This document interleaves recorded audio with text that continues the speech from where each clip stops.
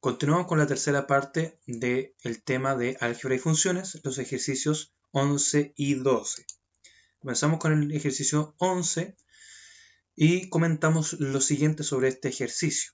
Tenemos una función cuadrática, evidentemente, entonces eso significa que nosotros podemos hacer los siguientes comentarios, ¿sí? Tenemos esta función cuadrática que se plasma aquí con el dominio respectivo que menciona el conjunto de números reales, ¿sí? La definición de por sí. Entonces hay que hacer algunos comentarios de acuerdo a cada una de las afirmaciones que nos da el ejercicio, ¿sí? Y ver cuál de todas ellas es verdadera, ¿sí? Si será la primera, solo la segunda, y ahí las diversas combinaciones que serán. Primero hay que tener en cuenta lo siguiente. Como la función tiene constantes, ¿sí? La constante que acompaña el término cuadrático es positivo, eso significa que va a ser su gráfica, va a ser una parábola cóncava hacia arriba, ¿sí? Esto es muy importante porque si es cóncava hacia arriba, ¿sí? Si esa gráfica es cóncava hacia arriba, significa que la gráfica tiene de por sí un punto, ¿sí? Llamado vértice, y ese vértice tiene como característica ser un mínimo, ¿sí? Un mínimo, ¿sí? Justamente porque el valor que está ahí, de ahí para arriba comienza todo lo demás, ¿sí? Mínimo. Esto es muy importante, justamente porque una de las cosas que plantea el ejercicio, una de las afirmaciones es la número 3. ¿Qué dice la número 3? Dice su valor máximo es menos 25,4. Aunque el número parece muy evidente, el hecho que me diga máximo, eso es un término, y ahí está lo falso de esta afirmación, ¿sí? Porque comentamos de que el hecho de que sea cóncava hacia arriba tiene un mínimo, ¿sí? Si es cóncava hacia abajo tendrá un máximo, pero como en este caso es cóncava hacia arriba, tendrá un mínimo, por lo tanto esta afirmación es falsa. Y por lo tanto podemos descartar varias alternativas, entre ellas la D y la E. Para ahora corroborar e ir a las alternativas correctas, hay que corroborar la primera y la segunda, ¿sí? Dice, su gráfico intersecta al eje X en los puntos menos 4,0 y 1,0. ¿Qué significa esto? Que las coordenadas X, ¿sí? Las coordenadas X de cada punto de intersección propuesto ahí, son posibles soluciones para la ecuación cuando nosotros tomamos, ¿sí? La ecuación menos 20 más 15 x más 5x cuadrado. Es decir, tomamos toda la expresión y la igualamos a 0. ¿Sí? Si al reemplazar por menos 4 resulta 0, entonces eso es cierto. Si al reemplazar por 1 la ecuación da como resultado 0, entonces es cierto. Y efectivamente, si nosotros hacemos el reemplazo, ¿sí? Al reemplazar x por menos 4, resulta lo siguiente. Resulta que menos 20, ¿sí? Más 15 por menos 4, ¿sí? 15 por menos 4, más 5 por menos 4 elevado a 2, ¿sí? Vamos viendo el resultado, ¿sí? 15 por menos 4 son menos 60, ¿sí? Menos 60 y menos 20, ¿sí? Va a ser menos 80. 5 por menos 4 elevado a 2. Menos 4 elevado a 2 es 16. 16 por 5, eso es 80. Y efectivamente, al hacer la suma, eso da 0. ¿Qué pasa cuando nosotros reemplazamos x por 1? La lógica también nos dice menos 20 más 15 por 1 más 5 por 1 elevado a 2. ¿Sí? ¿Sí? Entonces tenemos aquí 5 por 1 elevado a 2. 1 elevado a 2 es 1, por 5 eso es 5, 15 por 1 eso es 15 y menos 20. Obviamente al restar nos da como resultado 0. Efectivamente la primera afirmación es cierta. Basta corroborar ahora con la segunda afirmación, que nos dice respecto al eje de simetría de la recta, ¿sí? De la parábola. ¿Qué hay que tener en cuenta? Que nosotros tenemos la gráfica que tiene esta forma. Es una parábola cóncava hacia arriba y el eje de simetría justamente pasa y corta la mitad de esta parábola. Y pasa por un punto en particular. El eje de simetría no pasa por cualquier parte, sino pasa por un punto en particular y ese punto es el llamado vértice. Y en especial pasa por la coordenada X del vértice, ¿sí? Eso significa que justamente nosotros sabemos que la coordenada x del vértice la podemos calcular sabiendo los valores de b, si la constante b, que en este caso sería 15, y la constante a, que en este caso sería 5. ¿Sí? Lo único que nos interesa es eso. Al hacer el reemplazo, ¿sí?, de esa coordenada x igual a menos b dividido en 2a, b sabemos que es 15, ¿sí? Menos 15 dividido en 2a, ¿cuánto es a? Es 5. Y aquí hacemos la simplificación y simplemente nos queda menos 3 medios. Efectivamente, el eje de simetría viene a ser la recta que pasa justamente por la coordenada x menos 3 medios. En efecto, esa afirmación es verdadera, por lo tanto la alternativa correcta viene a ser letra C.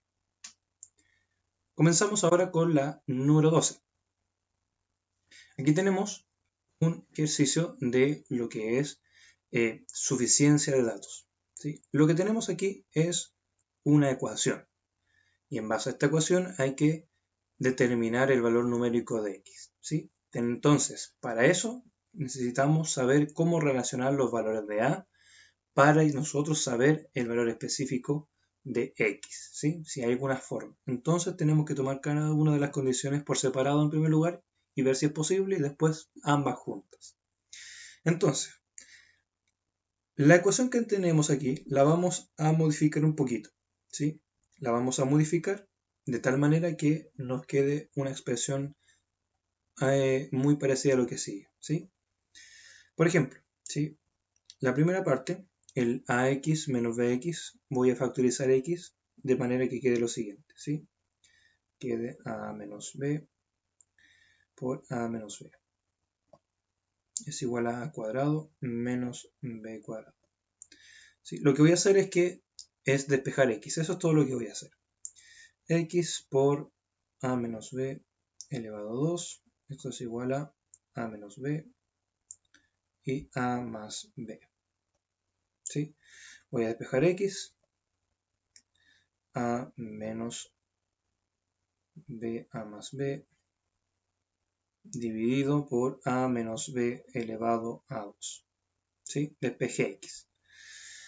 Entonces, ¿cómo sabemos nosotros que esto de abajo es distinto de 0? ¿Sí? Tomando una de las afirmaciones que da el enunciado. ¿Sí?